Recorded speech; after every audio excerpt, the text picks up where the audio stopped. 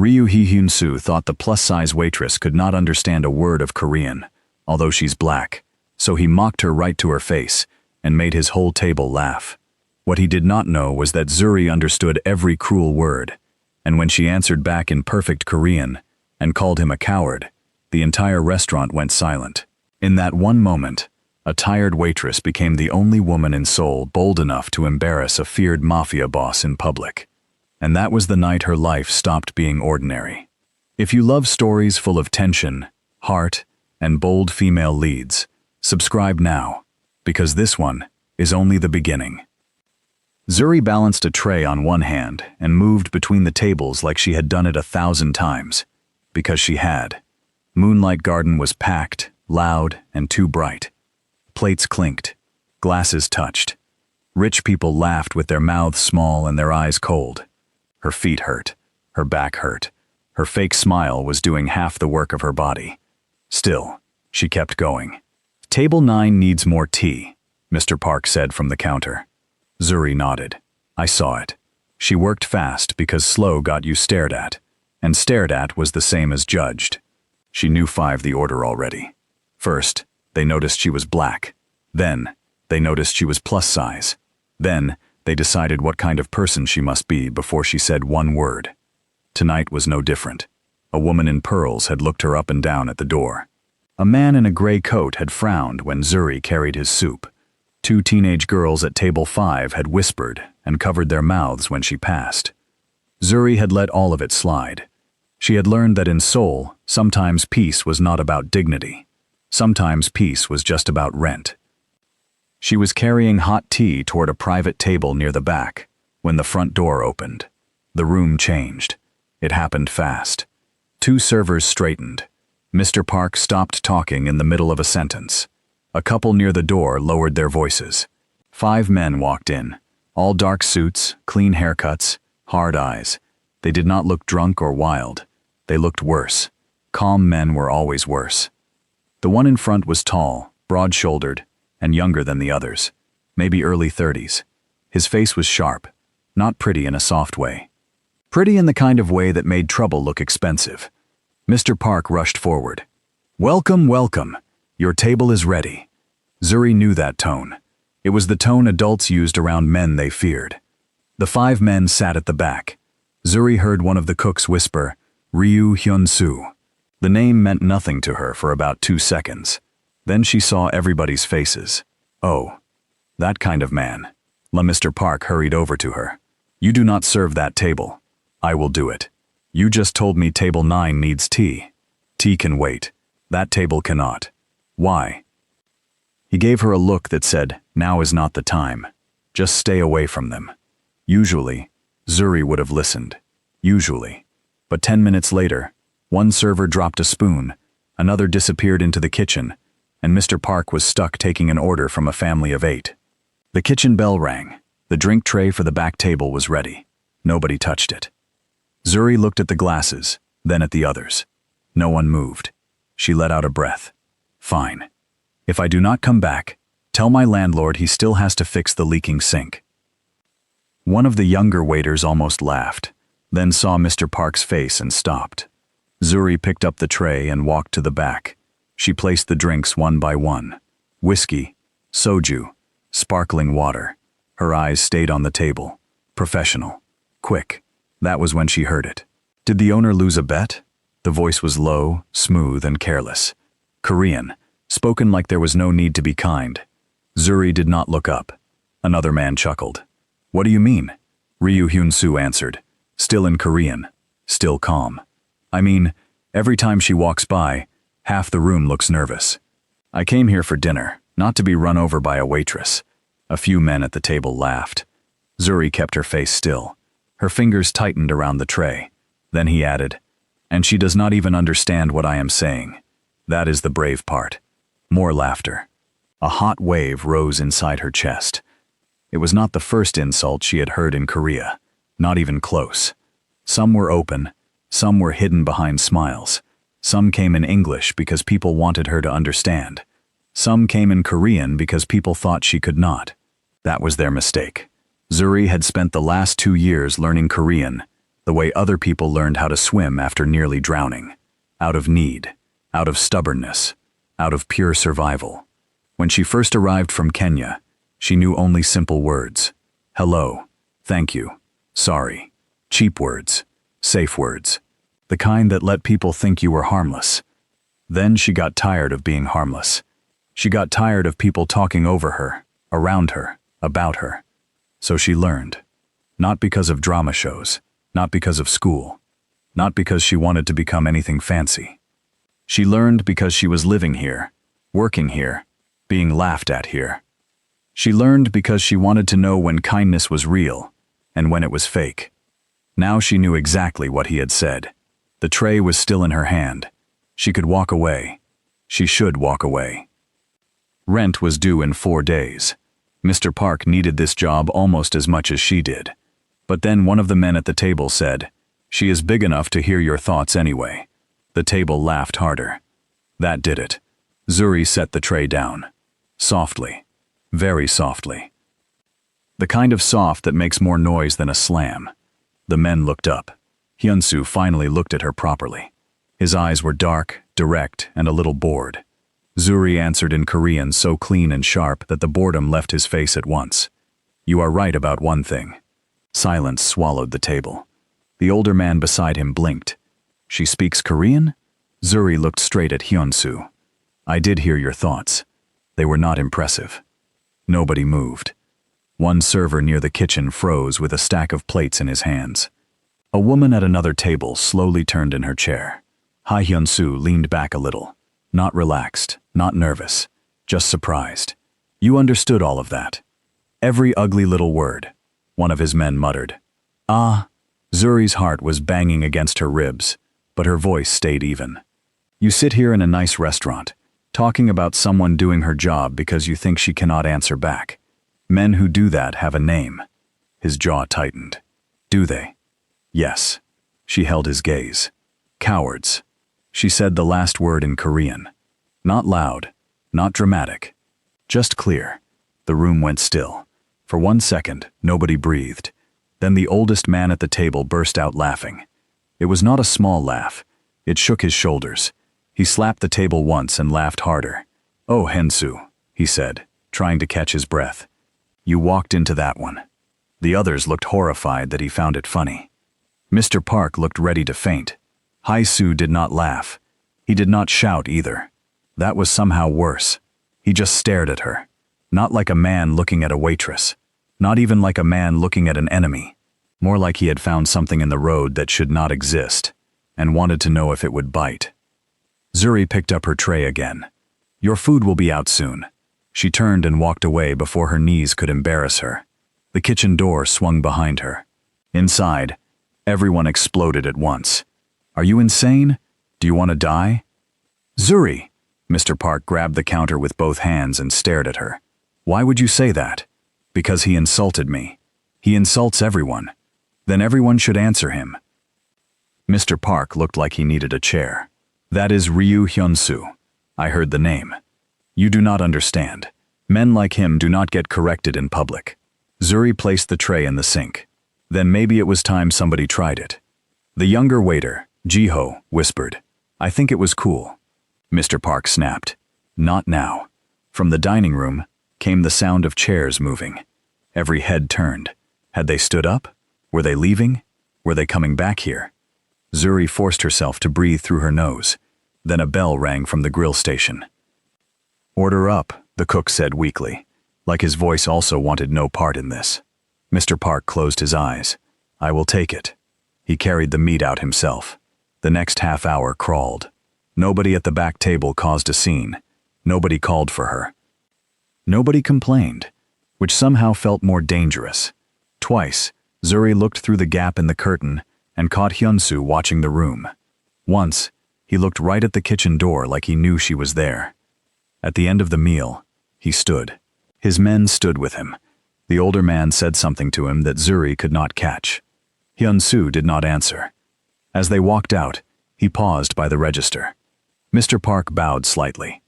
Hyunsu's eyes moved once toward the kitchen door. He said only one sentence. "In Korean," he said, "Tell your brave waitress, I do not like being called names. Then he left.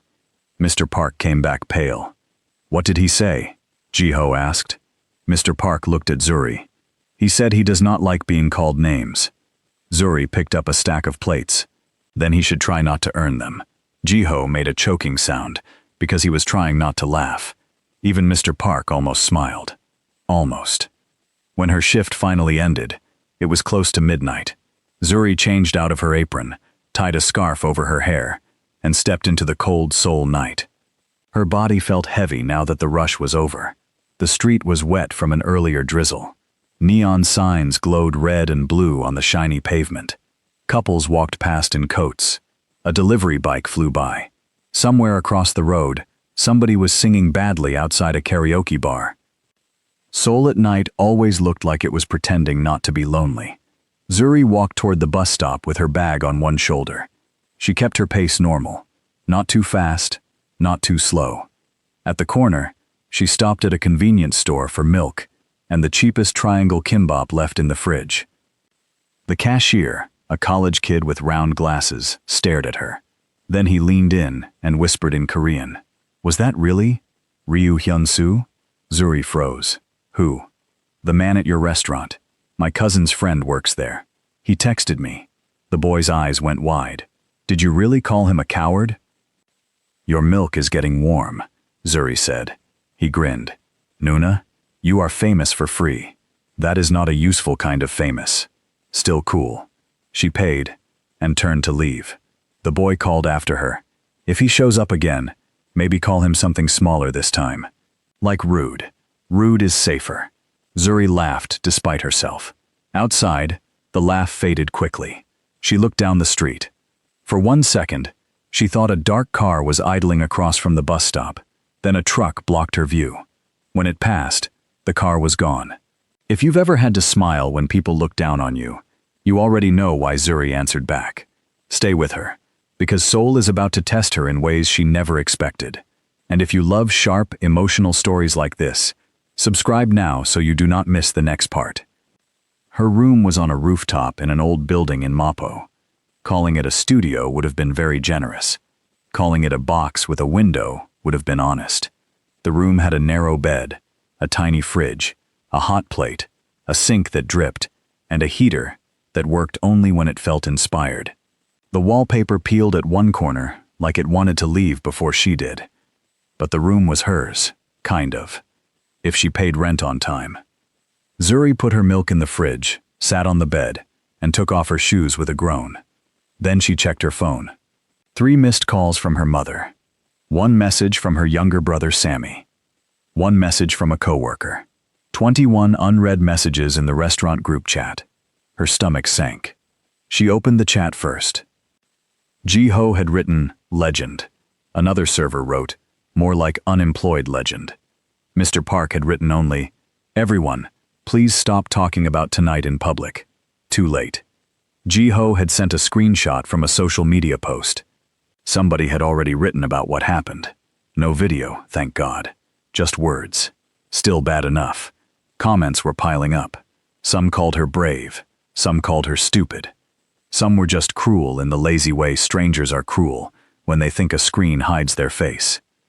What was she thinking? Foreigners come here and act too bold. If he comes back, she will cry. Why is everyone praising her? She still disrespected a customer. Good for her. The man deserved worse. Zuri locked her phone.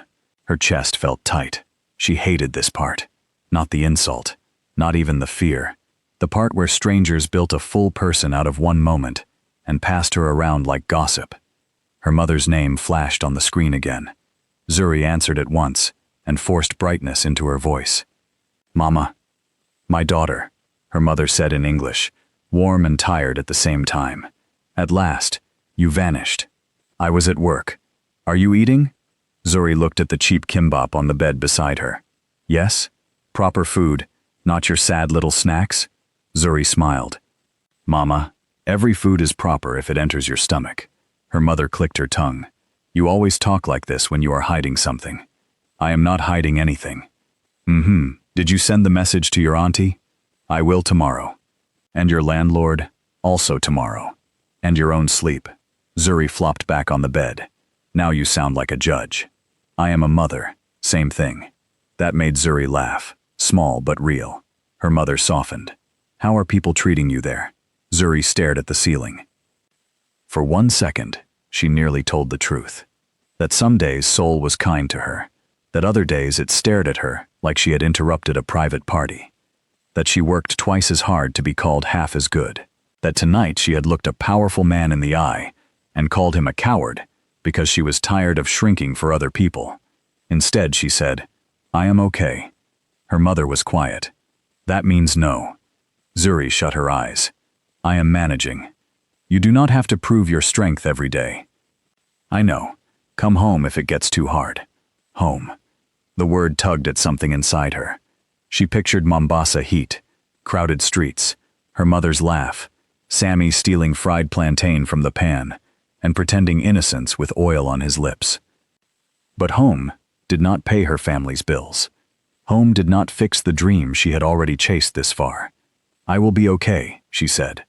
Her mother sighed. That stubborn head. You got it from me, so I cannot complain too much. After the call, Zuri checked Sammy's message. Tell me Seoul is cool and rich and dramatic, so I can annoy my friends. She typed back. Seoul is cold, expensive, and full of people who walk like they are late for an award show. He replied at once. So yes, dramatic. That helped. A little. The next morning, she woke up to knocking. Not polite knocking. Landlord knocking. Zuri pulled on a hoodie and opened the door a crack. Mr. Han stood there with his usual sour face and his little notebook. Rent. It is due in 4 days. You were late last month. By 1 day. 1 day becomes 2 days. 2 days becomes excuses. Zuri crossed her arms. That sounds like a speech you practiced in the mirror. He frowned. By Friday.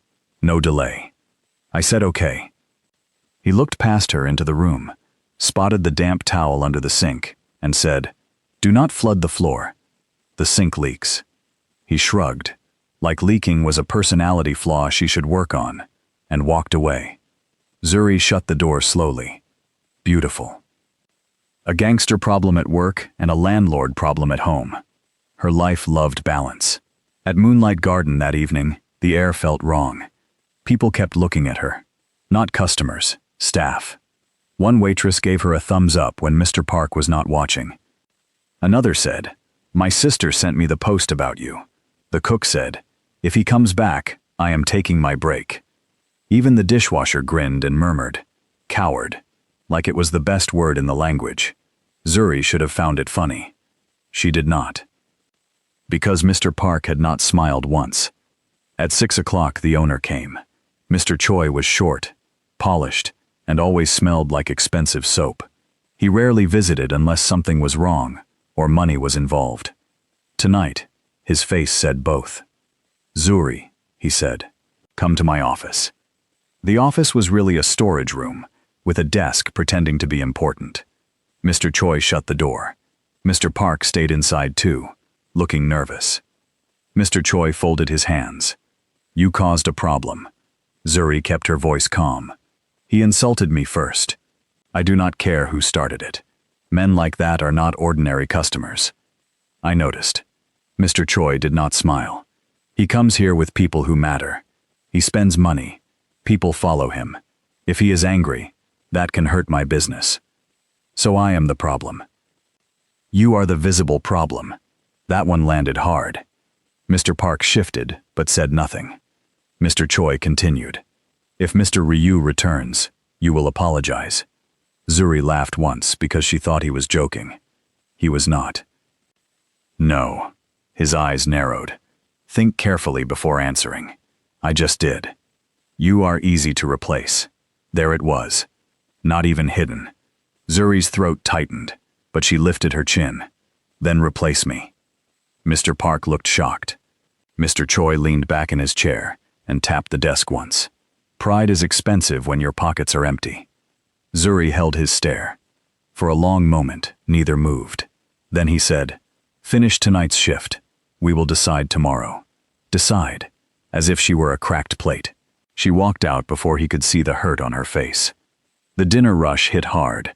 She worked on pure habit, carrying soup, taking orders, clearing tables, smiling when she wanted to throw the cash register into the street. At 8:20, the front door opened. The whole room felt it. Ryu Hyun-soo walked in alone. Not with 4 men.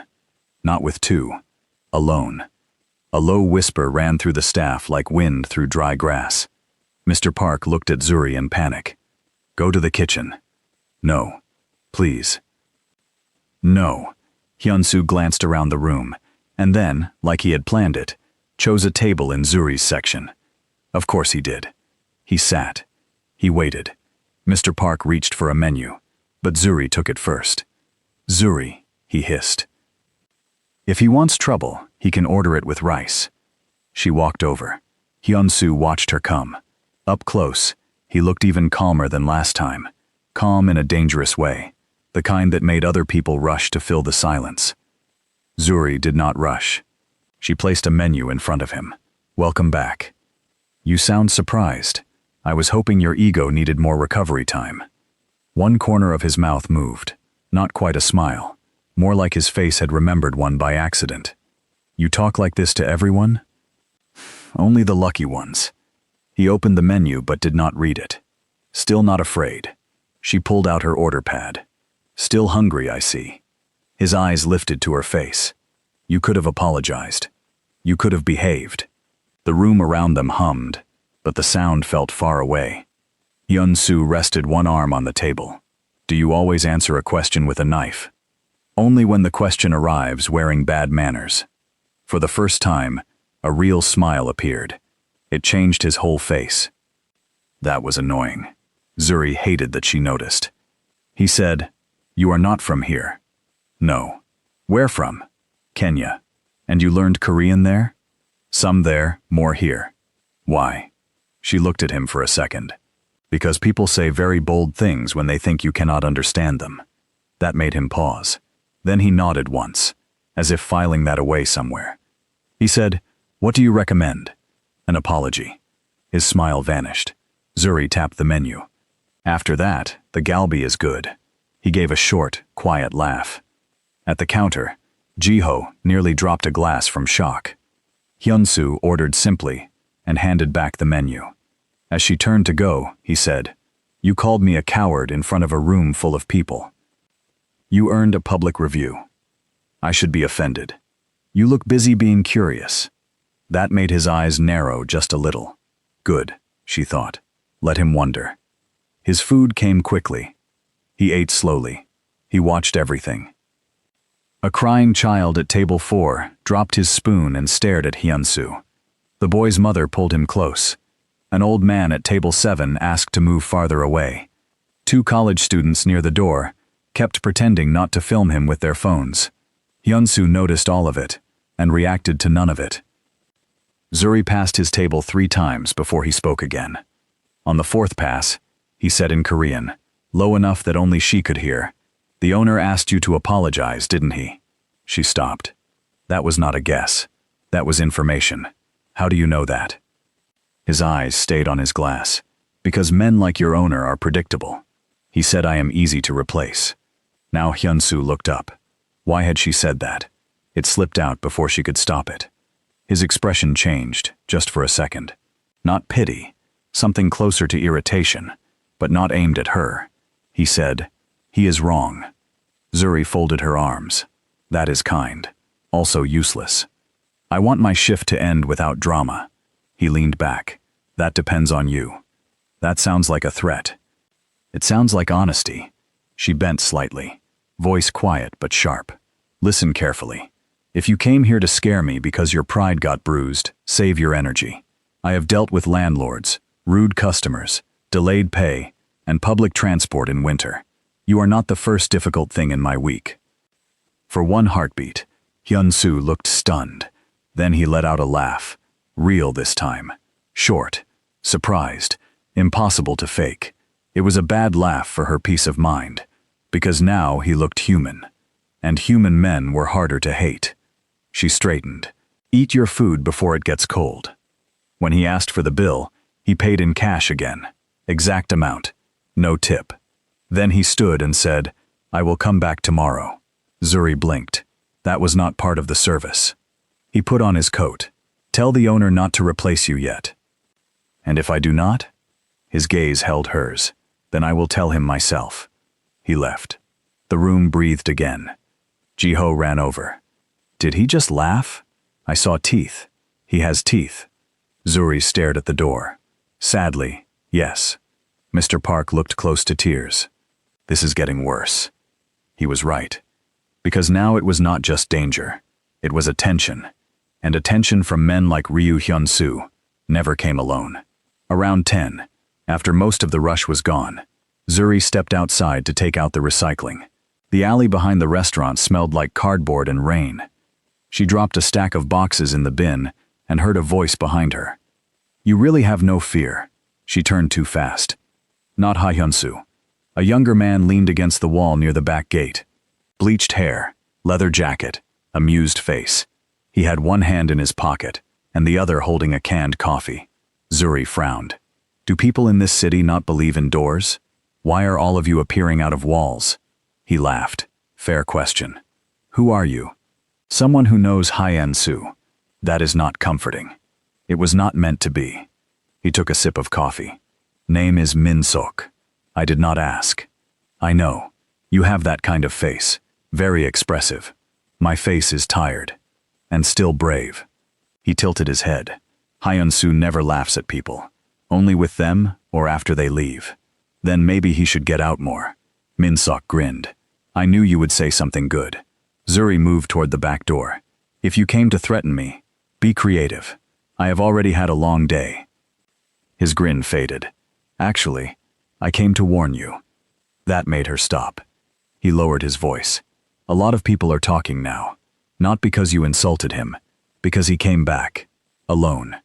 Zuri's skin prickled. "What does that mean?" "It means people will notice you." "I do not want that." "Too late."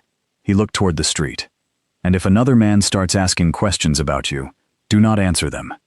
"What man?" Min-sok shrugged. "If you are lucky, nobody." That was exactly the kind of answer she did not need. Before she could ask more, he crushed the coffee can in his hand, dropped it in the recycling bin, and walked away. Zuri stood in the alley a second longer than she should have. Another man. Questions. Perfect. The next day got worse before noon. Mr. Choi cut 2 of her weekend shifts. He did it with a smile, which made it uglier. "Temporary," he said, "until things calm down. They will calm down faster if I can still pay rent." He shrugged. "Then maybe talk nicely when important people visit." Zuri wanted to throw a ladle at him. Instead, she said, "I will remember your wisdom forever." Ji-ho snorted into a stack of napkins. At lunch break, Zuri sat alone in a small kimbap shop near a stationery store. She had ordered the cheapest ramen on the menu and was trying not to think about money. Her phone buzzed with a text from her landlord. Friday, no excuse. Another buzz came right after. Sammy had sent a photo from home. He was holding up one burnt chapati and grinning like a fool. "Mama says cooking is science. I say science is fighting back." Zuri smiled in spite of herself. Then a tray landed across from her. She looked up. Ryu Hyun-soo sat down without asking. Of course. Naturally. Because peace was not allowed near her anymore.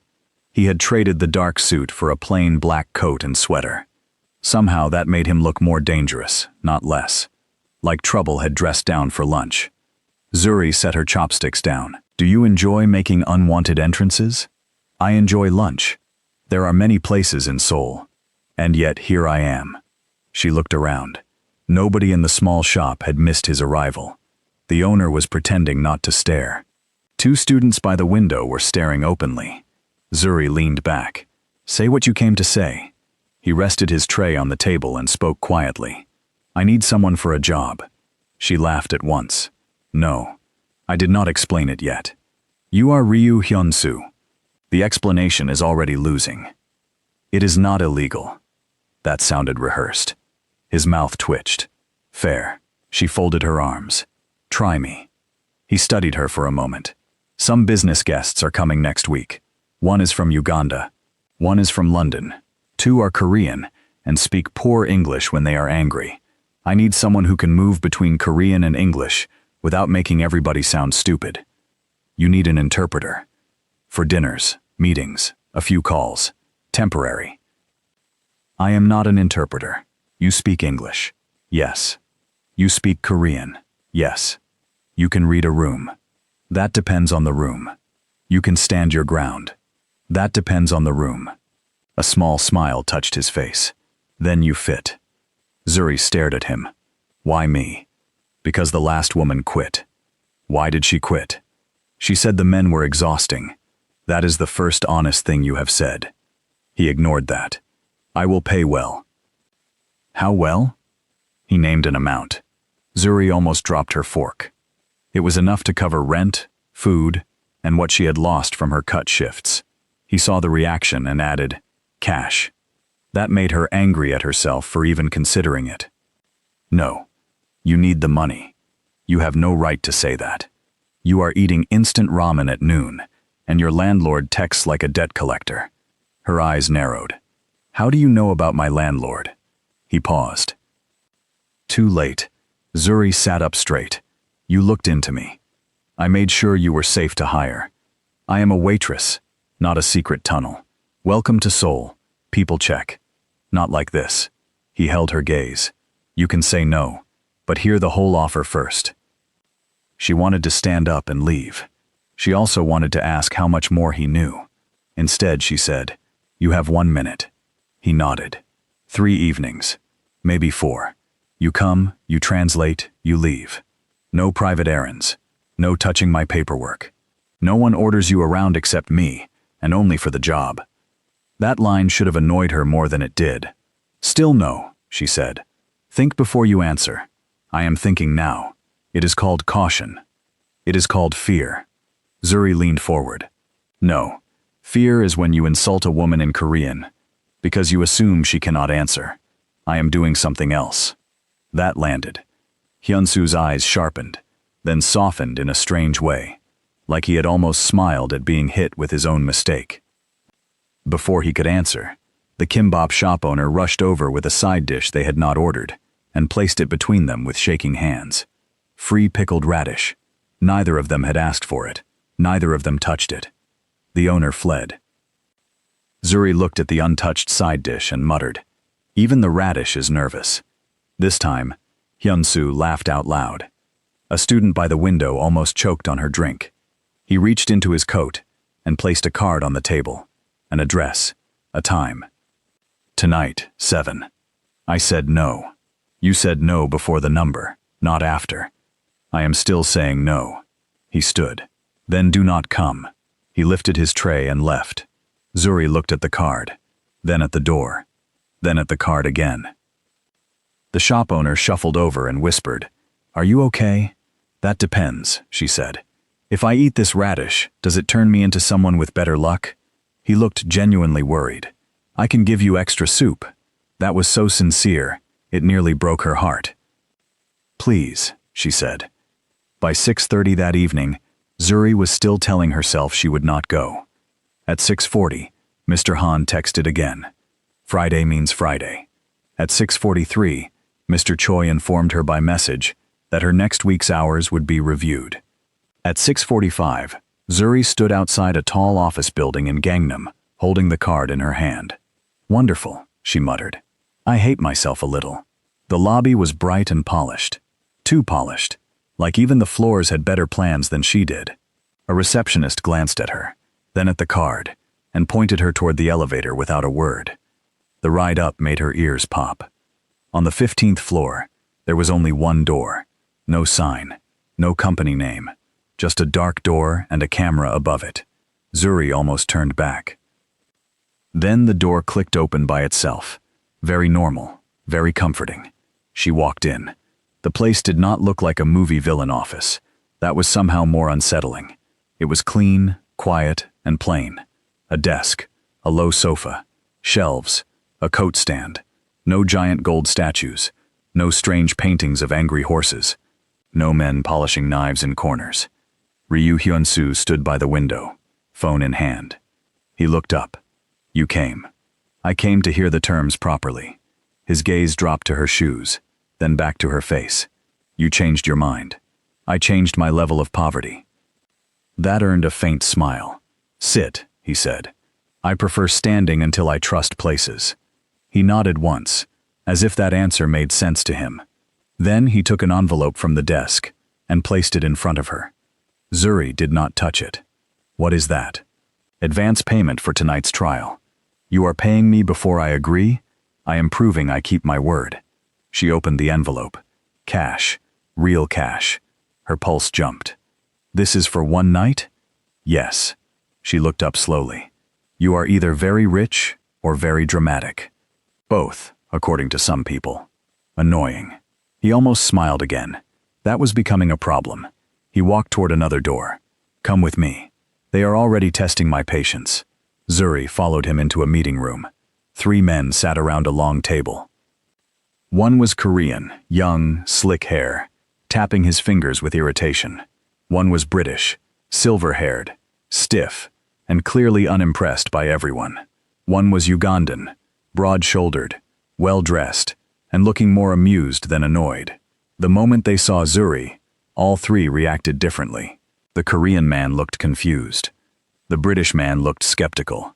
The Ugandan man looked relieved. Finally, the Ugandan man said in English, a face that might save this meeting. Zuri blinked, then smiled despite herself. That depends. Are you planning to behave? He laughed at once. I can try.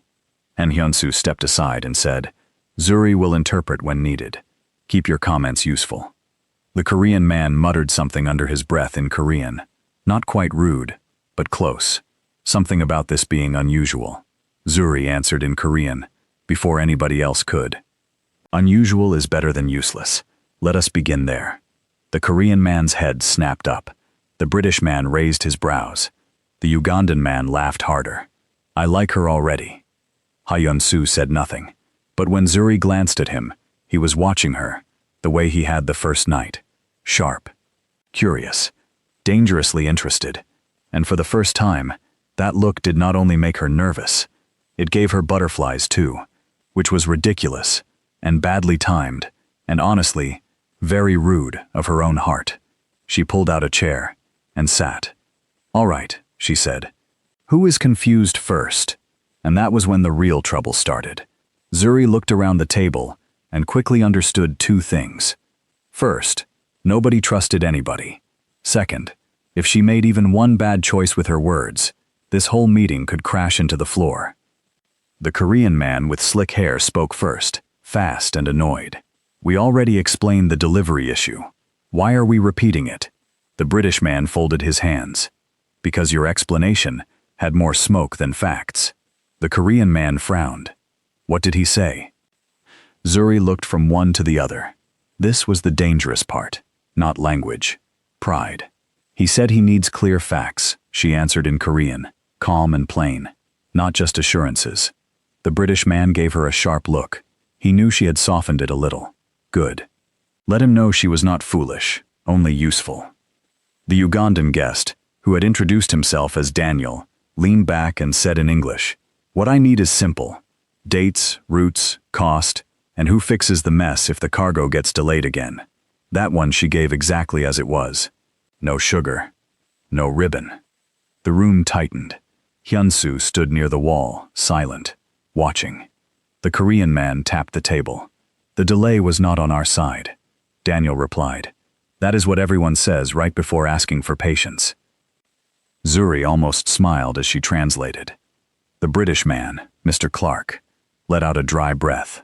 At least one man in this room remembers time matters. Zuri translated that too, though she made it a shade less rude. Mr. Clark looked at her again. You choose your words carefully. Zuri met his eyes. That is the job. Daniel chuckled. The meeting moved fast after that. Routes, port issues, customs delays, storage fees, insurance. At first, Zuri felt like she had stepped into a storm made of paperwork and ego, but then she found the rhythm. Listen, catch the truth. Do not let one man's temper become another man's insult. Twice, She stopped a sentence from turning into a fight. Once, the slick-haired Korean man muttered, "These foreign people always want special handling." Zuri turned to him and said in Korean, low and firm, "And Korean people never like hearing what they sound like when I repeat them exactly. Shall I continue?" Daniel did not understand the words, but he understood the silence after. He laughed into his hand. Even Mr. Clark looked amused. The man with slick hair sat back and behaved for almost 6 full minutes. That felt like progress. An hour later, Daniel asked a question about shipment security. Before Zuri could translate it, the slick-haired man answered too quickly, too defensively. Daniel frowned. Why did he answer before hearing the full question? Zuri translated. The Korean man looked annoyed. "Because I know what he's going to ask." Daniel leaned in. "That is not confidence. That is how children fail exams." Zuri froze for half a second. Mr. Clark shut his eyes like he was tired of breathing the same air. Hyunsu's gaze moved to Zuri. There it was again. Her choice. She could soften it. She could clean it up. She could protect the room. Instead, she looked at the slick-haired man and said in Korean, "He said that if you answer before listening, you sound like a child who already failed the test." Daniel's head snapped toward her. Mr. Clark's eyebrows rose. The Korean man's ears turned red. "He said that?" Daniel folded his arms. "I did." The room went very still. Then something unexpected happened. Hyunsu spoke. "Then stop acting like one." His voice was flat, cold, and aimed at his own man. The slick-haired man shut up so fast it was almost funny. Daniel sat back slowly. Well, that helped. Zuri allowed herself one tiny breath of relief. The rest of the meeting went smoother, not because everyone became nice. That would have been too much to ask. It went smoother because they now understood 2 things. Hyunsu would not protect stupid pride, and Zuri was not there to decorate the room. When it finally ended, Mr. Clark stood, buttoned his jacket, and gave Zuri a short nod. "You are very good under pressure." "Thank you." Daniel smiled warmly. "You saved this dinner." "I only translated." He laughed. "No, you did surgery." That one almost made her grin. The slick-haired man left without looking at her, which was also a kind of victory. When the room emptied, Zuri let out a long breath she had been holding in pieces. Hyunsu picked up the empty water glasses and set them aside. "You lied 3 times. Zuri blinked. "Excuse me?" "You softened Clark twice, and Daniel once. I prevented a table from flipping over. You also sharpened 2 other lines. Those deserve to land." A faint smile touched his mouth. "So you decide what truth survives." "No," she said. "I decide what truth gets heard." For a second, he said nothing. Then he nodded once, slow and thoughtful. "That is a better answer." He reached for the envelope on the table and pushed it toward her. "You earned this." She picked it up but did not open it. "Good, because I was not doing that for free." His eyes dipped, amused. "I had guessed." Daniel stuck his head back into the room. "Miss Zuri." She turned. He handed her a business card. "If you ever want honest work with honest delays instead of dishonest ones, call me." That is a very specific sales pitch. It is true, though. She smiled and took the card.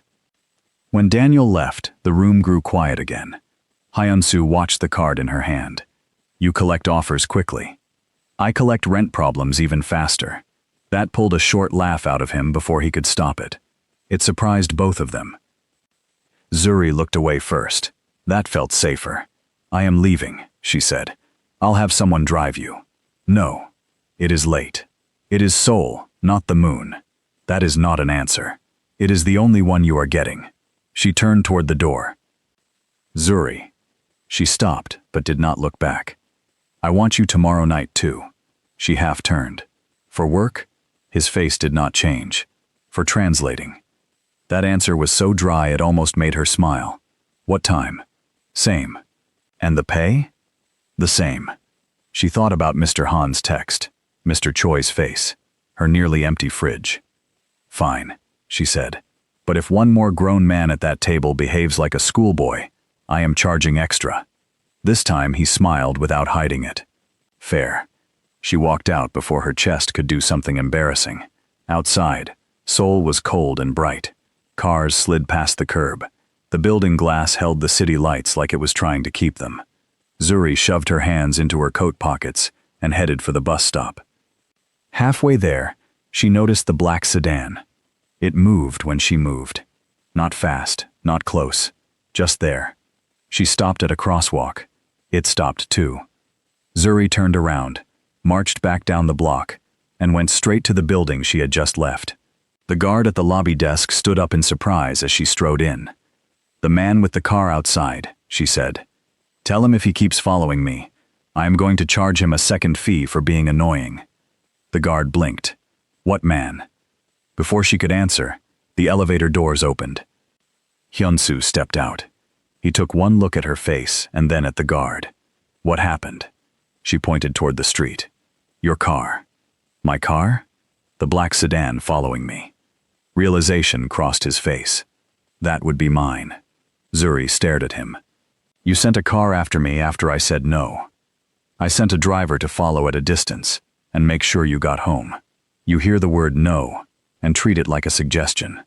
I hear the word late and treat it like a problem." She folded her arms. "That is not sweet. That is creepy." The guard looked like he wanted to vanish into a plant, and Hyun-soo took a breath. "Fine. I should have told you. I am telling you now. The car is there because you worked for me tonight. I walked into the building by myself. I can walk out by myself too. You can. And you can do it while the car stays far enough not to bother you." It already bothered me. He looked almost annoyed at himself. "Good. Then next time, I will say it first. Next time, ask." Their eyes locked. The guard coughed once, and then regretted it.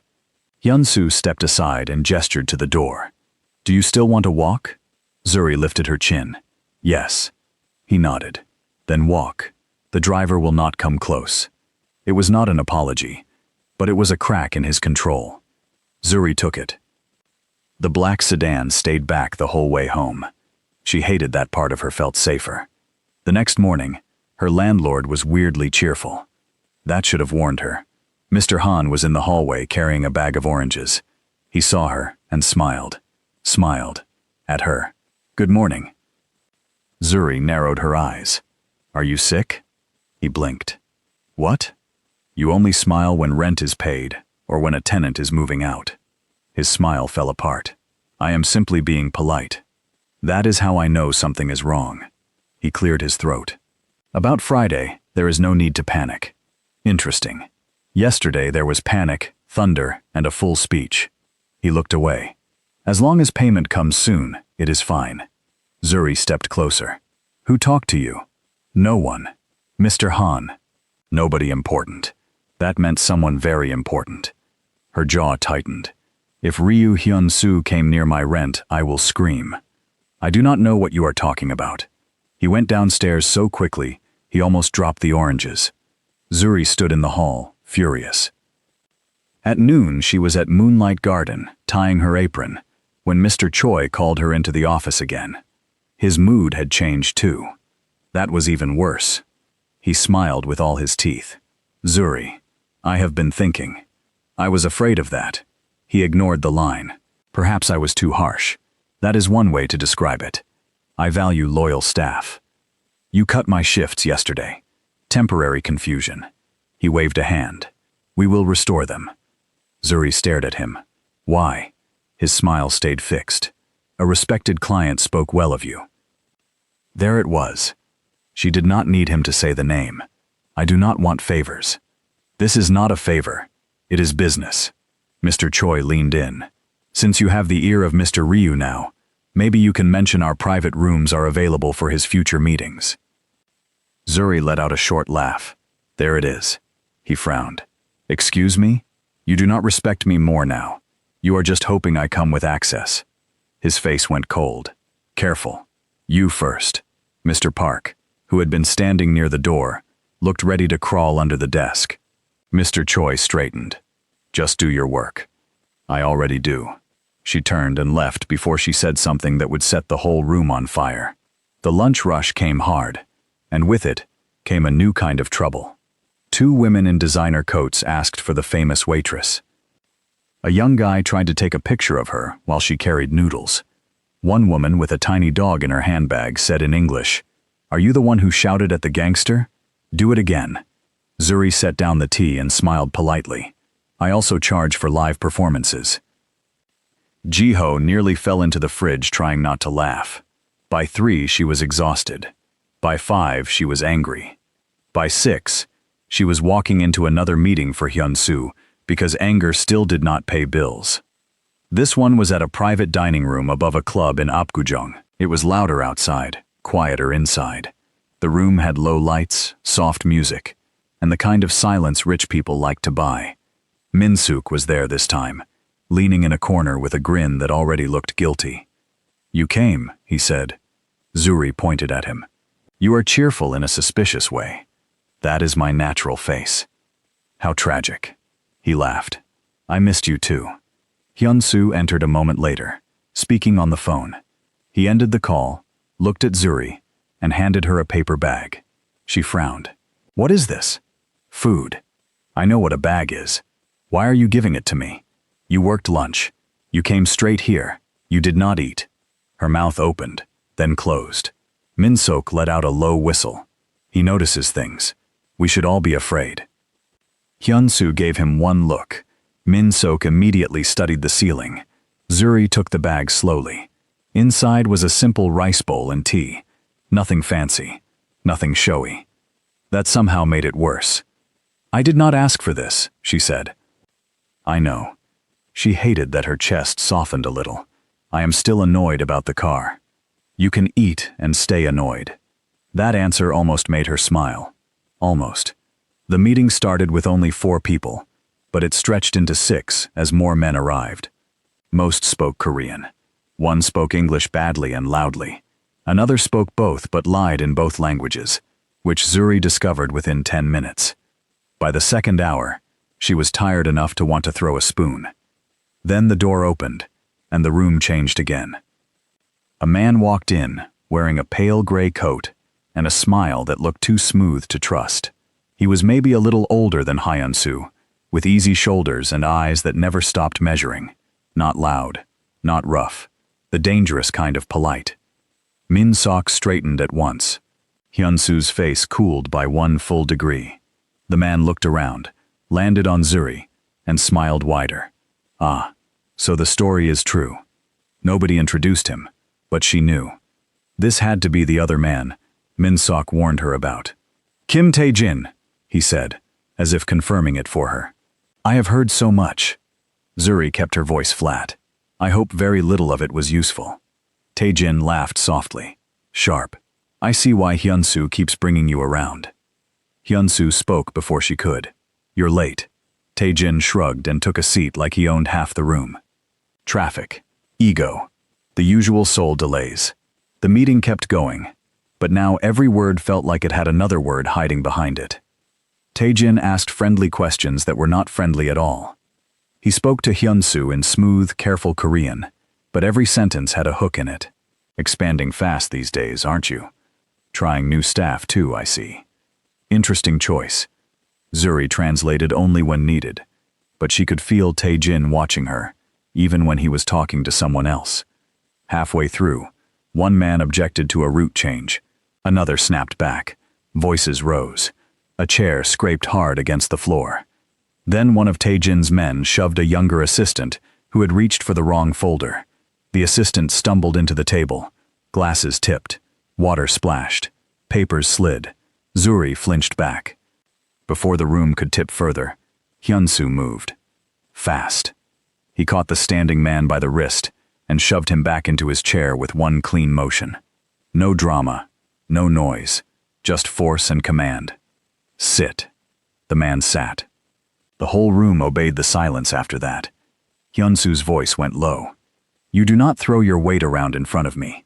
Not in business, not in my room. Do it again, and your chair leaves before you do." No one laughed. No one moved. Tae-jin watched him with a faint smile, but his eyes were cold. Zuri looked at the spilled water, at the papers, at the assistant trying to hide his shaking hands. Her stomach turned. This was still mild by their standards, she was sure. That thought made it worse. A few minutes later, Hyun-soo glanced at her and seemed to read the tension on her face. He said, 5-minute break. Everyone stood. Phones came out. Cigarettes were mentioned. The assistant rushed for towels. Zuri stepped into the hallway and pressed her palms together to keep them still. The door behind her opened. Hyun-soo stepped out. She looked at him. Do not ask if I am okay. I was going to ask if you were leaving. That irritated her enough to steady her. I am thinking about it. He nodded once. Then think. She stared at him. That is all? You don't like being pushed. You push everyone. Yes. It was so honest she almost laughed.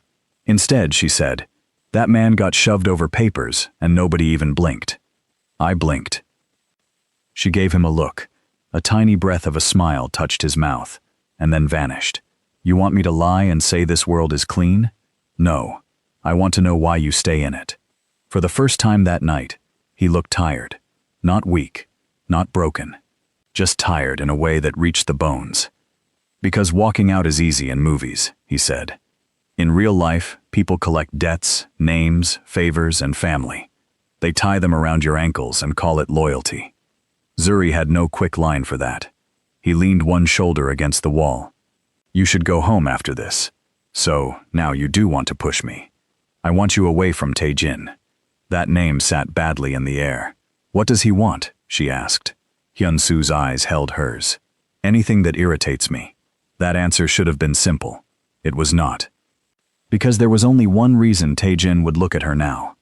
It was not because she mattered in this world. It was because Hyun-soo had made her visible inside it. They went back in. The meeting ended 20 minutes later. Too many smiles. Too many handshakes. Too much pretending. When Zuri stepped outside the club, cold air hit her face like a blessing. She started walking toward the street.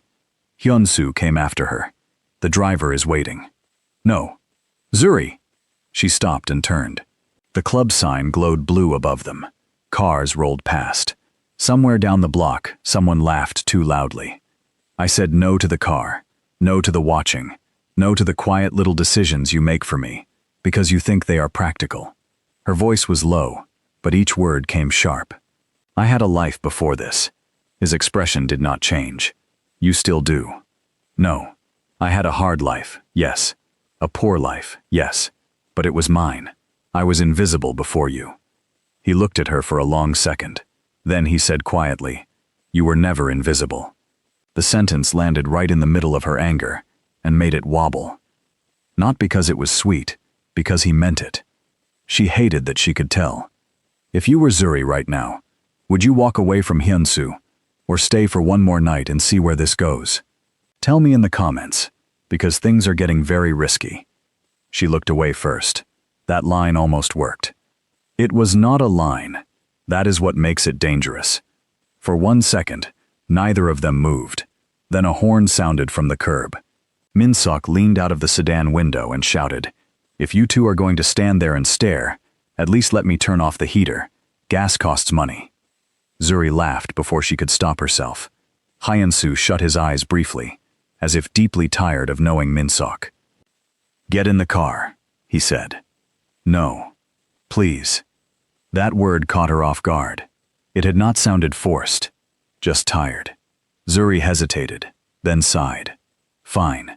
But if anybody follows me at a distance again, I will report all of you to common sense. Min-sok grinned. She likes us. I would rather fight a vending machine. The ride home was quiet at first. Min-sok drove. Hyun-soo sat beside him. Zuri sat in the back, glaring at her own reflection in the window. At the third traffic light, Min-sok said, for the record, Tae-jin only smiles like that when he plans something annoying. That is not comforting, Zuri said. It was not meant to be. I am just honest. You're honest the way cats are helpful. He laughed. See? You do like me. She looked at Hyun-soo in the front seat. Does he come free with the job? Unfortunately, Hyun-soo said. That small, dry answer made warmth flutter stupidly in her chest. She needed her heart to gain some discipline. When the car reached her building, Zuri opened the door and stepped out quickly. Then she noticed someone sitting on the stairs by the entrance. Minji? A girl in a padded coat jumped up. She was small, bright-eyed, and looked far too cheerful for the hour. Her hair was tied in a messy bun, and she held a bag from the convenience store. Minji spotted the car, then the two men in front, and her whole face changed. "Oh," she whispered in Korean. "Oh, this is serious." Zuri closed the car door with a thud. "Why are you outside? I brought you tteokbokki. Then Mr. Han said a scary car was dropping you off, so obviously I stayed." Min-seok lowered the window and waved. "Hello, we are the scary car." Minji waved back automatically, then whispered to Zuri, "He's weird." "Yes."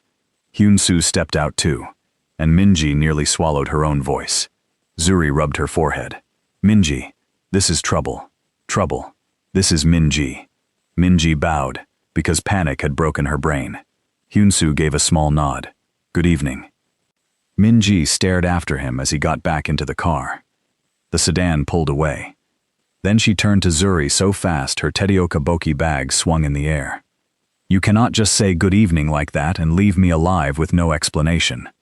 Zuri laughed despite everything. "Come upstairs." Minji was the closest thing Zuri had to family and soul. They had met a year earlier, when Minji had heard her fighting with a vending machine in Korean, and had kindly corrected both her pronunciation and her change counting. Since then, they traded food, gossip, and bad life choices. In Zuri's tiny room, Minji sat cross-legged on the floor, handed over the tteokbokki, and said, "Start talking." Zuri did. Not every detail, not the money, not the way her heart had jumped when Hyun-soo said please, but enough. Minji listened with huge eyes. "So let me get this straight. You called a gangster a coward. He kept coming back. Now you work for him sometimes. Another gangster is smiling too much, and your landlord has started acting like a man who just joined a cult. When you say it like that, it sounds bad. It is bad." Zuri bit into a rice cake. "I know." Minji softened, then quit. "I want to." "That means you don't want to." Zuri looked down at the plastic container in her hands. "I need the money." Minji sighed. That answer follows too many women around this city. They ate in silence for a minute. Then Minji asked, "Do you like him?" Zuri choked. "What?" "The gangster." "I like breathing." Minji. "That is not what I asked." Zuri stared at her friend. "He is dangerous, bossy, and thinks decisions belong to him by default." Minji lifted one brow. "And?" "And he bought me dinner in a paper bag, and asked me to get in the car like a person, instead of an order, and now I would like to file a complaint against my own feelings." Minji covered her mouth, delighted. "You like him." "I did not say that. You said complaint. That is step one." Zuri dropped her head into her hands. "Please go home." "No." This got interesting. The next few days moved too fast. By day, Zuri worked at the restaurant and fought off gossip, rude questions, and Mr. Choi's new fake politeness. By night, she interpreted for Hyun-soo in private rooms, office meetings, and one long dinner where three men argued over shipping routes, as if the sea itself had personally offended them. Twice, Taejin appeared. Once at a restaurant across the room, smiling over a glass. Once outside a building lobby, speaking to one of Hyun-soo's men like they were old school friends, who might poison each other later. Each time, he looked at Zuri just a second too long. That was enough to sour her whole night. Then came Thursday. At 5 in the evening, Mr. Choi sent her home early, because a VIP had requested a smaller front staff. Zuri knew what that meant. Someone did not want to see her face. She changed out of her apron in silence. Ji-ho peeked into the staff room. "You okay?" "No, but my personality is carrying me." He winced. "That bad? That obvious?" "Very." She grabbed her bag. "Tell the kitchen I am sorry I did not steal any dumplings on the way out. They already know you're innocent. You were sad, not sneaky." That got a real laugh out of her. Outside, the sky had gone gray, Cold wind pushed wrappers along the curb. Zuri decided to walk before her night shift with Hyunsu. Maybe clear her head, maybe outrun it. Bad plan. Halfway to the subway, a voice said, "You are hard to catch alone." Zuri stopped. Kim Tae-jin stood beside a parked car, hands in his coat pockets, smiling like he had all afternoon, and nowhere better to be. Her whole body tightened. "I am actually very easy to leave alone," she said. He laughed softly. "I believe that." She kept walking.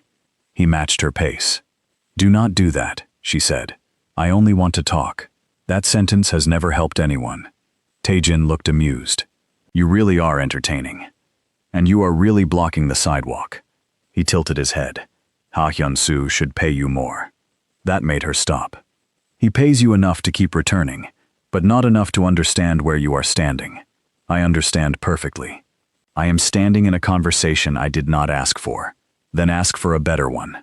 His smile thinned. "Work for me instead." Zuri stared at him. "No. I have foreign guests too. Better manners, nicer rooms." "You have the smile of a man who says nicer rooms before locking doors." His eyes flashed with appreciation. "That was good. I am leaving." He stepped lightly into her path, not touching, just enough to make the point. His voice stayed gentle, which made it worse. "Listen carefully, Zuri. Men around Hyun-soo fall. Jobs change. Cars explode with rumors. Loyalty gets expensive. I am offering you a cleaner road." Her pulse kicked hard. "Move. What if I only need something small? A schedule, a name, a meeting place. You could tell me, and still sleep well." "No." He studied her face. "That was fast." "So is the answer, if you ask again." For the first time, the smile left his eyes. "Be careful of courage when rent is due," he said quietly. "Pride feeds nothing." Zuri felt anger rise hotter than fear. And fear feeds what, exactly? "Men like you." Tae-jin's gaze sharpened. Then another voice cut in from behind. "Step away from her. Hyun-soo." Tae-jin looked past her and gave a soft, almost bored sigh. "You really do notice everything." Zuri turned. Hyun-soo was walking toward them, coat open, face unreadable. Min-sok was a few steps behind him, jaw tight. Tae-jin took one step back. "We were talking." Hyun-soo stopped beside Zuri, not touching, close enough anyway. "You were hunting." "Big word. Small man." Tae-jin laughed once. "There you are." People were passing on the street, but not close. Seoul had that skill. It knew how to look busy while staying away from trouble. Tae-jin glanced at Zuri. "Think about my offer." "I already did," she said. "And?" "I would rather trust a wet paper bag." Min-sok made a choking noise behind them. Tae-jin smiled slowly. "Sharp to the end." "Fine. Keep your job." His eyes shifted to Hyun-soo. "But now I know exactly where to look when I want your attention." Then he got into the parked car and drove away. The silence after him felt heavy. Hyun-soo turned to Zuri. "Did he touch you?" "No." "What did he say?" "Enough." His jaw tightened. Then he looked at Min-sok. "2 men on her building tonight." Zuri spun toward him. "No." "Yes." "No, absolutely not. He approached you in daylight. I noticed. He offered you money. I said no. He knows where you work. I noticed that too." His voice hardened. "This is not a debate." That did it. Zuri stepped closer, anger flaring. "It is always a debate when the subject is my life. You do not get to place men outside my building like flower pots." Min-sok quietly took 3 steps back, wisely removing himself from the blast zone. Hyun-soo lowered his voice. "Tae-jin doesn't bluff when he sees leverage. And you think caging me fixes that? I think keeping you breathing is a strong start." People slowed on the sidewalk now, pretending not to listen. Zuri looked at him, really looked at him, and saw fear under the control. Not fear for himself. That was the problem. It touched her. She hated that it touched her. "You brought this to me," she said, her voice shaking now for reasons she did not want to examine. "I was working, paying rent late, eating bad noodles, minding my own business. And now I have gangsters giving my landlord therapy and rivals making offers on the street." His gaze held hers, dark and steady. I know. No, you don't. Zuri. No. You don't get to say my name like that and make this simple. The wind snapped at her coat. Her eyes burned, which annoyed her even more. Min-suk looked away politely, pretending a trash can was fascinating. Hyun-soo spoke very quietly. I know I made you visible to the wrong people. That took some of the fire out of her anger, because it was not denial. It was truth. I do not want guards. You need them. I need space. You can have space when Taejin loses interest. And if he never does, his face went still. Then I deal with that. The answer came too fast, too certain. Like he had already decided what that would cost. That frightened her more than Taejin's smile. She stepped back. I am going home. He nodded once to Min-suk, who immediately straightened. Do not send him with me either, Zuri snapped. Min-suk raised both hands. I have been rejected with great consistency. Somehow that ridiculous sentence cracked the tension just enough for Zuri to breathe. Hyun-soo did not smile. Fine. Walk. My men stay out of sight. She almost refused again. Then she remembered Taejin's voice. Be careful of courage when rent is due. She hated them both for making fear feel practical. One night, she said. Tonight, Hyun-soo agreed. That should have ended it. It did not. Because when she reached her building that night, Min-ji was not home. The door to Min-ji's room downstairs was locked. Her phone went straight to voicemail. At first, Zuri told herself not to be dramatic. Nursing students had strange hours. Min-ji could be studying, could be out, could be on a date with that dentist she kept pretending she did not like. Then Zuri climbed the last stairs to her room and saw the envelope on the floor by her door. No stamp. No name. Just her number written across the front. Her hands went cold. Inside was a single photo. Min-ji sat in the back seat of a car, annoyed and very much alive, holding up 2 fingers in a peace sign, like somebody had told her to stay calm, and she had chosen sarcasm instead. On the back of the photo, one sentence was written in neat Korean. Bring Hyun-soo's ledger tomorrow, if you want your friend back. Zuri stared at the words until they blurred. Then her phone buzzed. Unknown number. One message. Do not call the police. Do not call your brave man yet. Think first. Zuri stood alone in the dim hall, the photo shaking in her hand, and for the first time since all this started, she felt real fear settle all the way into her bones. Zuri read the note again. Then again, the words did not change. Bring Hyun-soo's ledger tomorrow, if you want your friend back. Her phone buzzed once more. Another message from the same unknown number. Tomorrow, 8 in the evening. Old storage building near Yongsan, behind the river road. Come alone. Her throat closed.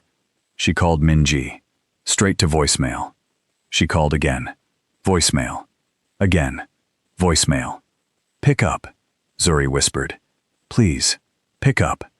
Nothing. Her knees felt weak, but she forced herself into her room and locked the door. The little space that usually felt cramped now felt too big, too empty. She put the photo on the bed. Min-ji looked annoyed, not terrified. That helped for about 2 seconds.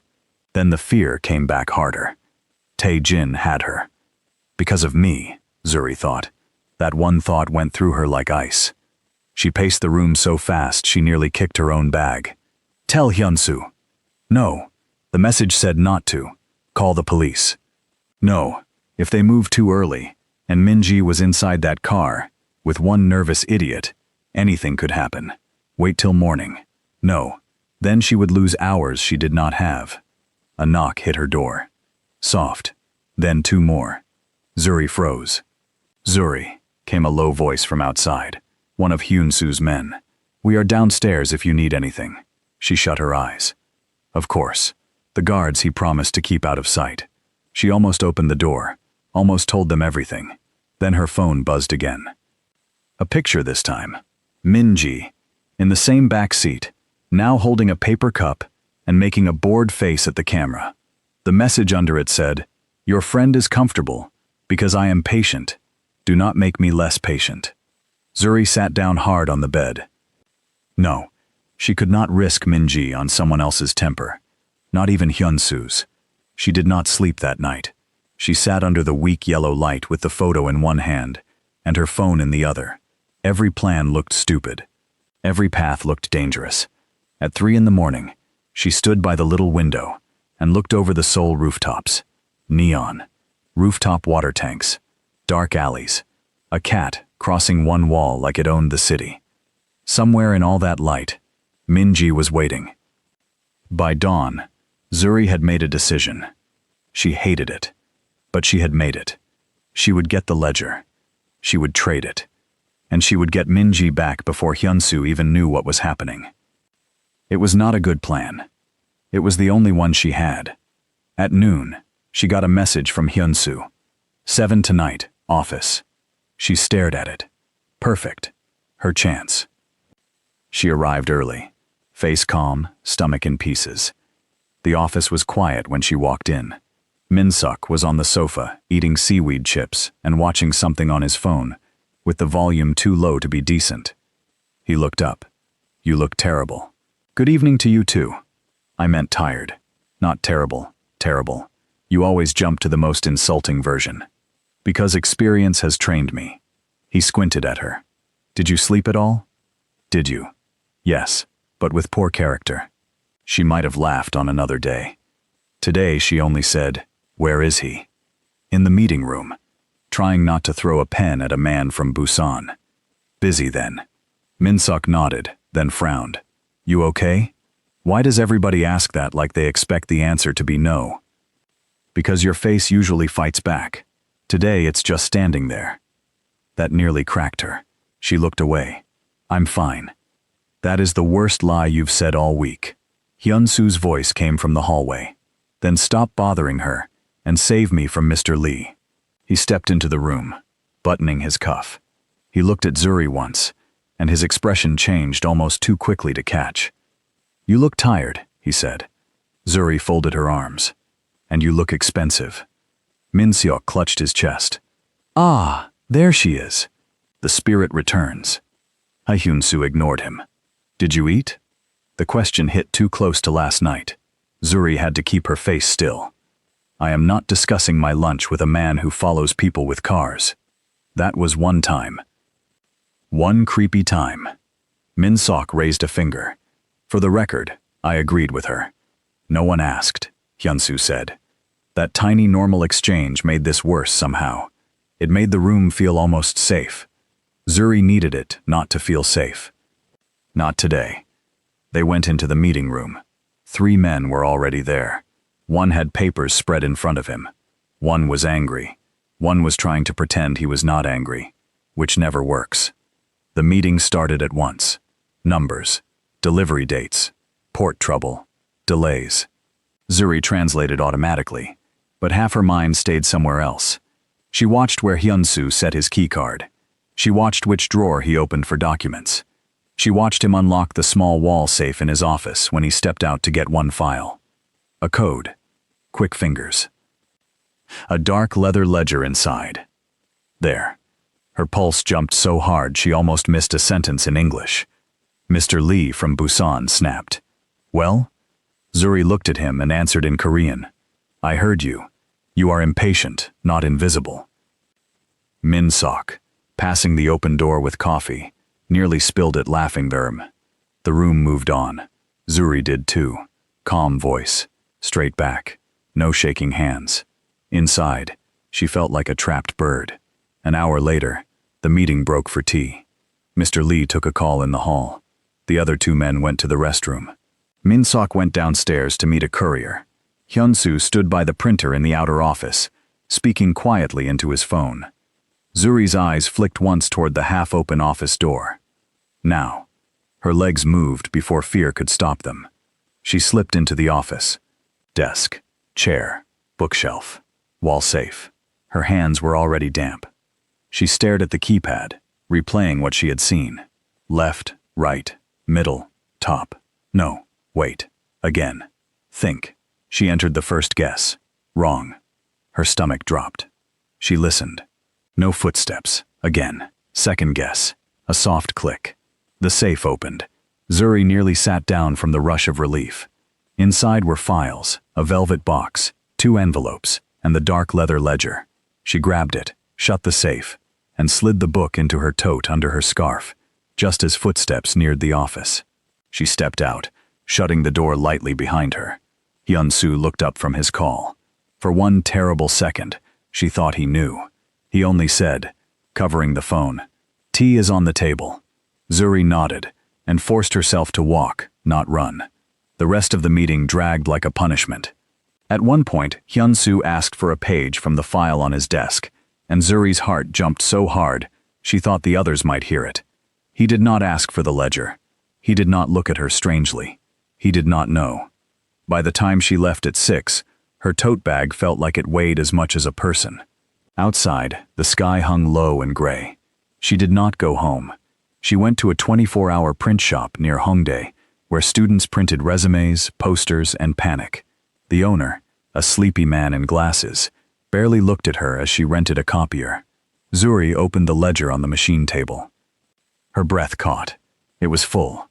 Names, dates, payments, routes. Not every secret in Hyun-soo's world, but enough to hurt, enough to matter. Her hands shook. "I am sorry," she whispered, though he was nowhere near. Then, she got to work. She photocopied the cover pages. She copied enough of the real pages to understand the layout. Then she bought the cheapest plain binder in the shop, punched holes in old paper, and built a fake ledger from scraps, printouts, restaurant receipts from her bag, an old rent notice, and pages from a Korean workbook she had used when she first came to Seoul. Her fingers moved fast. It looked real from the outside. Inside, it was nonsense dressed in confidence. The real pages she wrapped in brown paper and sealed inside a mailing envelope. On the front, she wrote one name, Daniel. If things went wrong, he would know what to do with information and police, and men who lied in nice suits. She dropped the envelope in an express box outside the print shop. Then she headed home, with the fake ledger in her tote, and the real fear still in her chest. At 7:20, her phone rang. Hyun-soo. She froze. It rang out. Then again. Then a message. Come back. Another. Now. Her mouth went dry. He knew. She kept walking. The next message came immediately. I know you took it. She stopped under a pharmacy sign and shut her eyes. Of course he knew. He always noticed everything. A bus groaned past. The city moved around her. Nobody knew her heart was trying to break out through her ribs. The phone rang again. This time she answered. His voice came sharp and low. Where are you? Busy. Silence. Then, you took the ledger. You should lock your office better. That was a terrible thing to say, but fear had made her mean. His voice went colder. Do not joke right now. I am not. Why? People brushed past her on the sidewalk. A child laughed across the street. The normal sounds made this feel stranger. I needed it. For what? She looked up at the darkening sky. I cannot tell you. His breath on the other end changed. Not louder. Just harder. You stole from me, and you cannot tell me why. Yes. Was this always the plan? That one hurt. More than it should have. No. Then what changed? Zuri swallowed. I had no choice. His answer came at once. Everyone says that right before they choose wrong. Her eyes burned. Maybe, she said quietly. Maybe now you know how that sounds. She ended the call. For 3 seconds she felt strong. On the 4th, she felt sick. When she reached her building, he was already there. Standing under the weak stairwell light, coat dark, face unreadable. Of course he was. He looked at her bag first, then at her face. Come upstairs. No. Zuri. No, say it here. You seem to enjoy public tension. His eyes sharpened. Fine. Why did you take it? She gripped the strap of her tote so hard it dug into her palm. I told you. I needed it. For Tae-jin? No. For money? That one landed like a slap. Zuri stared at him.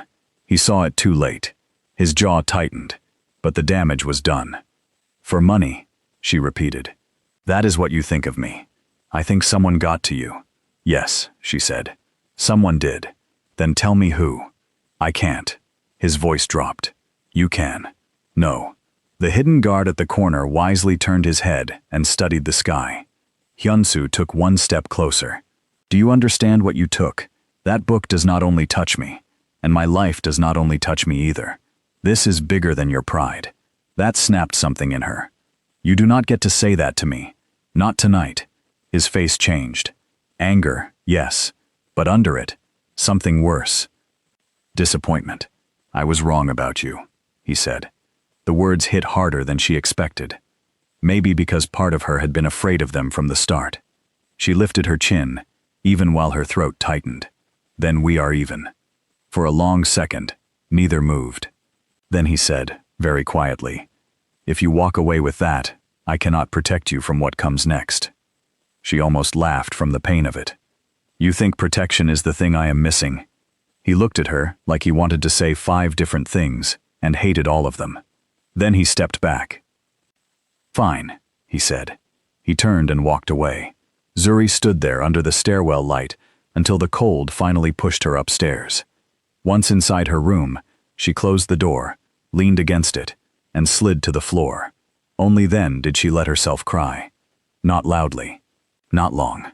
Just enough to get the ache out of her chest before the next thing. At 7:30 the next evening, she put on her thickest coat, tucked the fake ledger into her tote, and wrote one line on a scrap of paper. If this goes bad, tell my mother I was still funny. She stared at it, then crumpled it up. Too dramatic. She wrote a better note for Sammy instead, tucked it into a book, and left. At the corner near the station, she stepped into a public phone booth. One still existed, which felt like a miracle. She fed in coins and dialed emergency services. Her voice stayed low and steady. There may be a kidnapping exchange tonight at an old storage building near Yongsan, behind the river road. 8 o'clock. Please be careful. There is a woman inside. The operator started asking questions.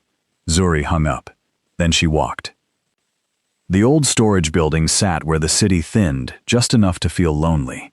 Behind it, the river road hummed with traffic. In front of it, the streetlights looked tired. One side gate hung crooked. A light glowed inside. Zuri checked her phone. One new message. Come in alone. Her legs felt numb now. That was almost useful. She pushed the gate open and stepped inside. The building smelled like dust, old wood, and cold metal.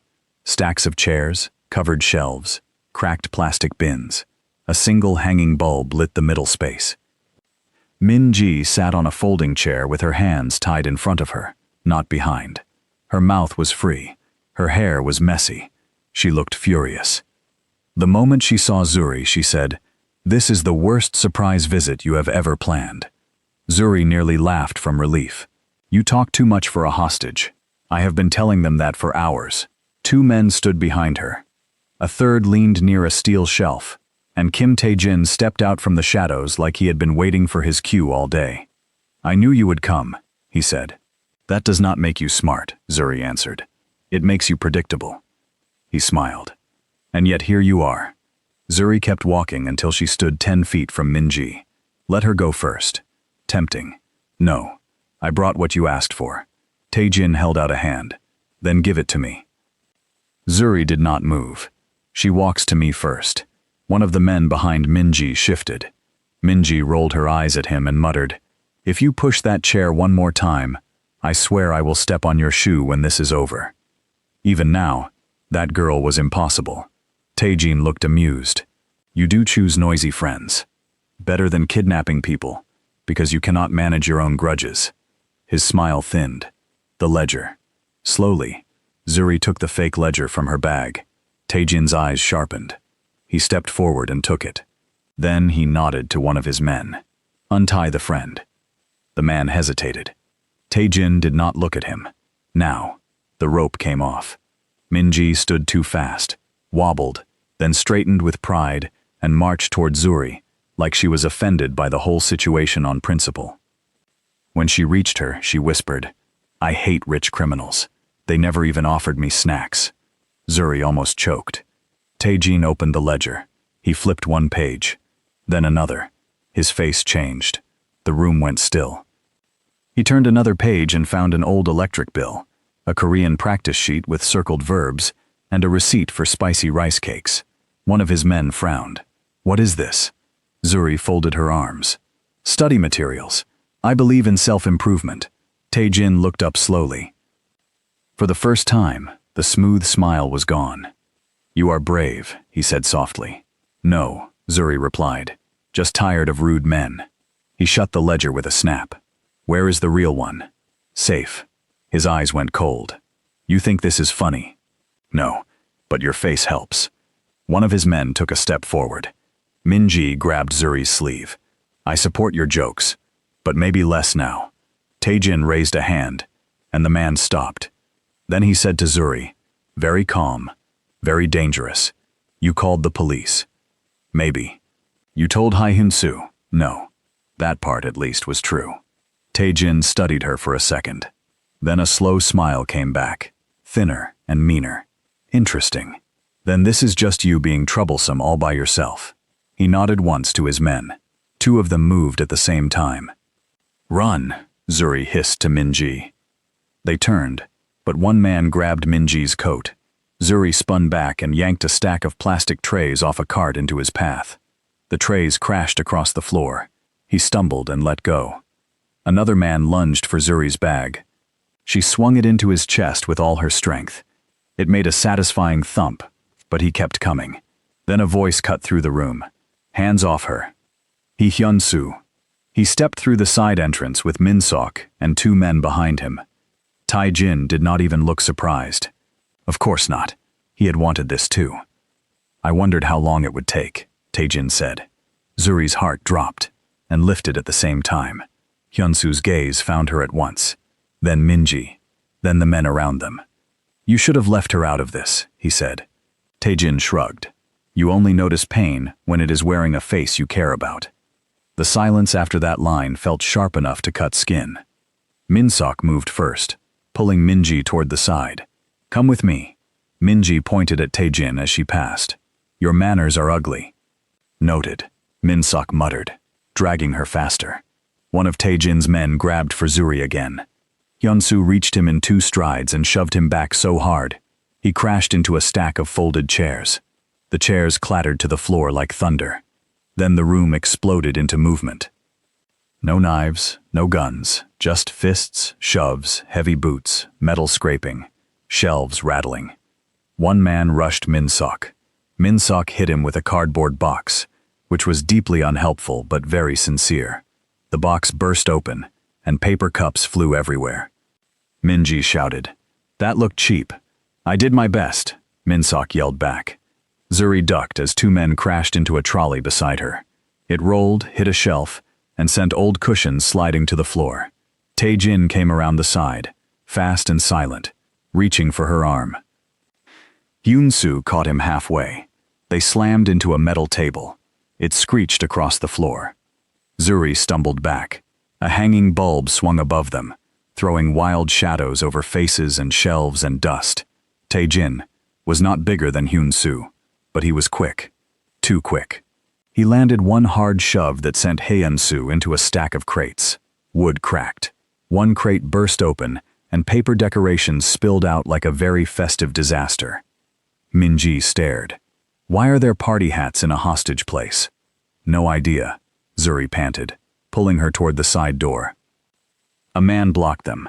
Zuri looked around once, spotted a red fire extinguisher hanging on a pillar, grabbed it, and yanked it free. The man took 1 step toward her. She held up the extinguisher. "I am having a terrible day. Please be wise." He was not wise. She sprayed. A white cloud blasted into his face. He yelled, stumbling blind into a shelf of folding tables. Min-ji gasped. "I love you." "Move," Zuri said. They ran for the side, but Tae-jin lunged again, catching Min-ji's sleeve. Hyun-soo turned and hit his arm away, then shoved Tae-jin back into the metal table. The table tipped. Everyone jumped clear as it crashed flat. For 1 second, Tae-jin lost his balance. That was enough.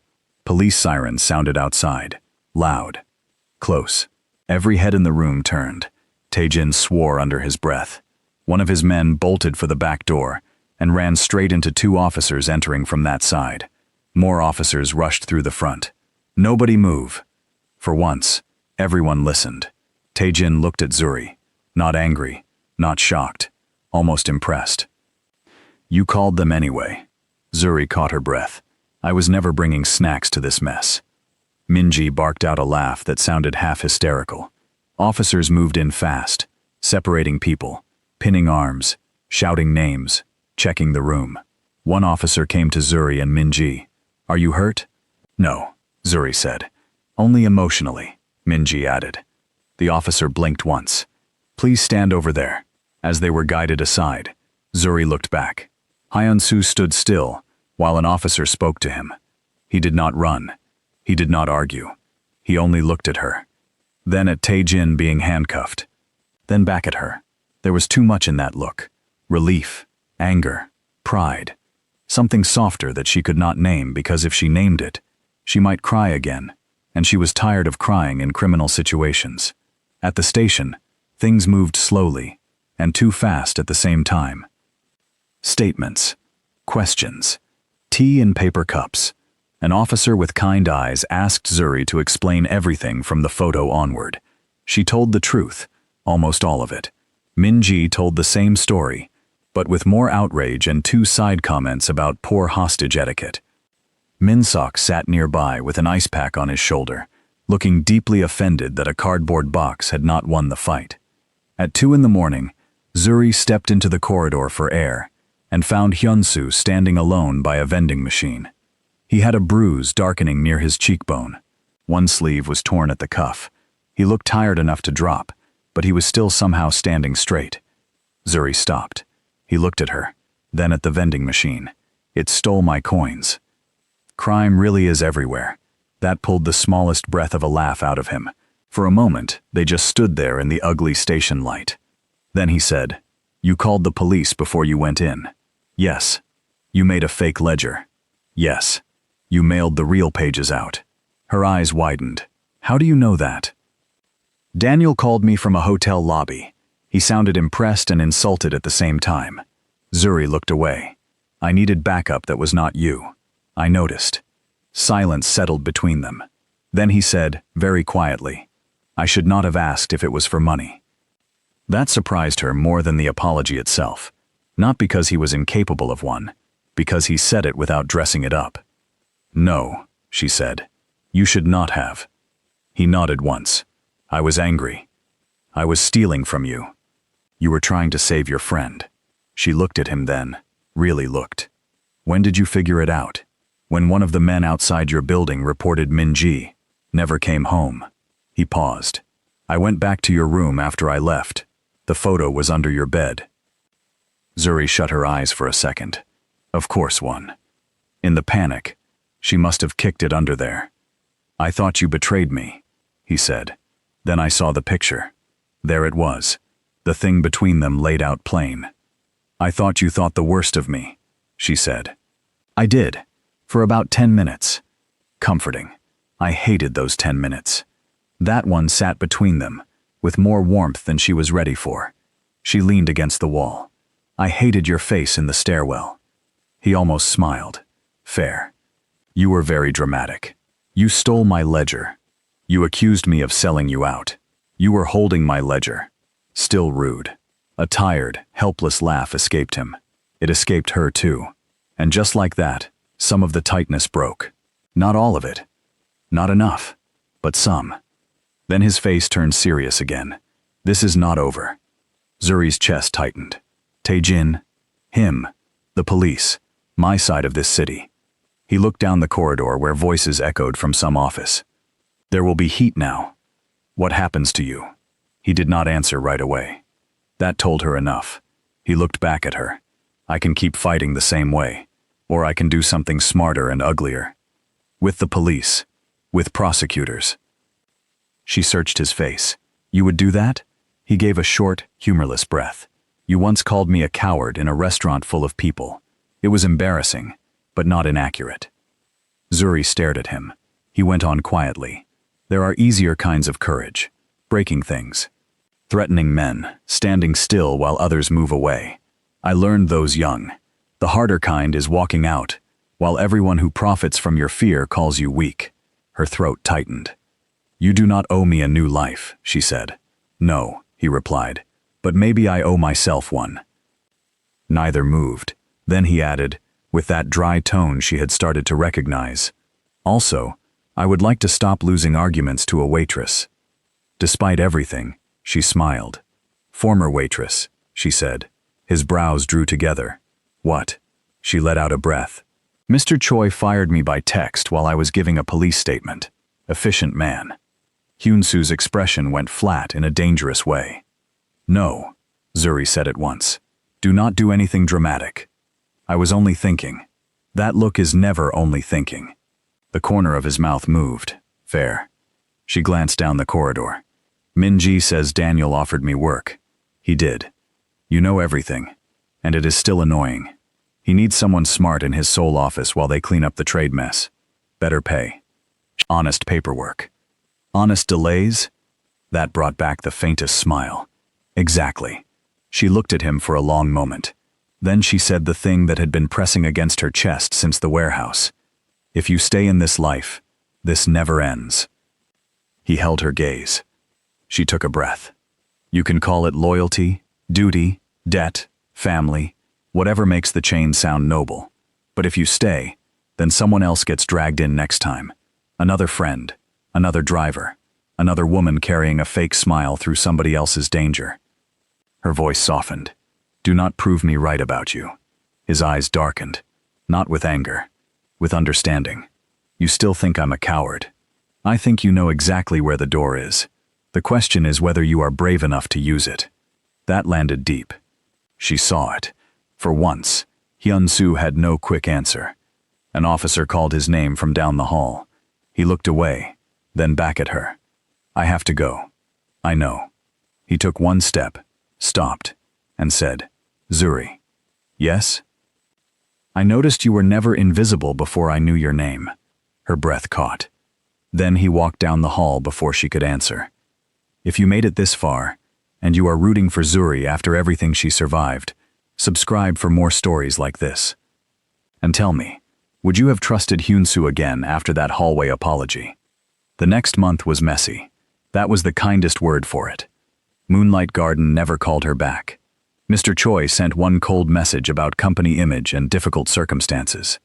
Zuri sent back, may your soup always arrive lukewarm. Then she blocked him.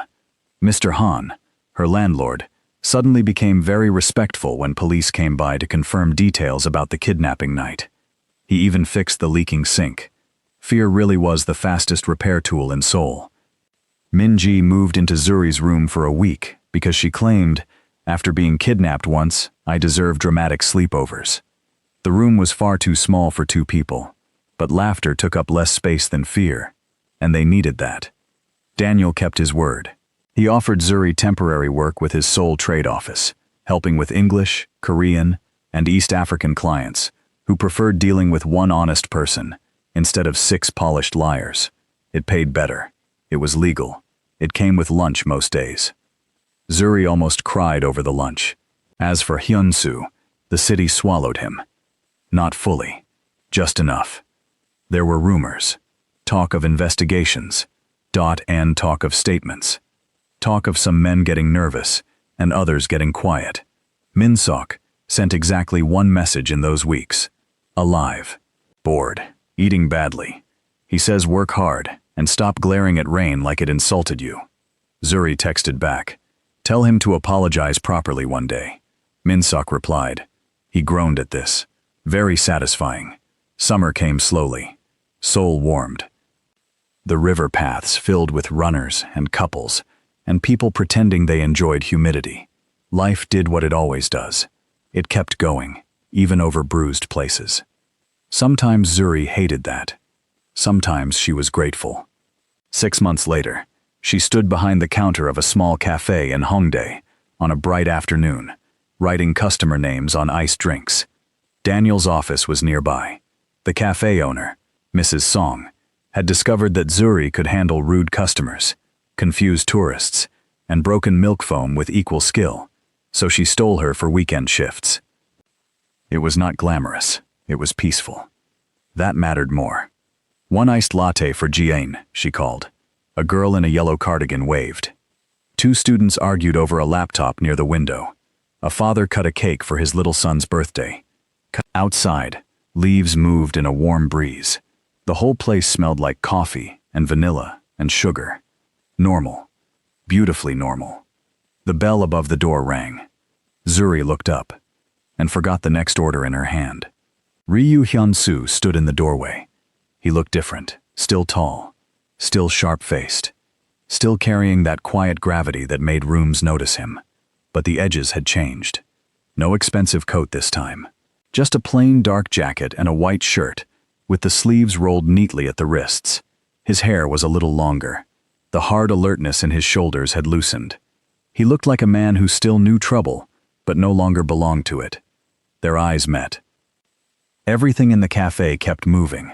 For Zuri, the whole room paused. Mrs. Song whispered beside her, "Do you know him?" Without looking away, Zuri said, "Unfortunately, yes." Mrs. Song nodded wisely. Good face. Dangerous eyebrows. That almost made Zuri laugh.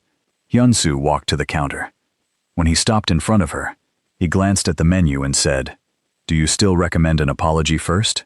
Her heart did one stupid little flip. She folded her arms on the counter. "Depends.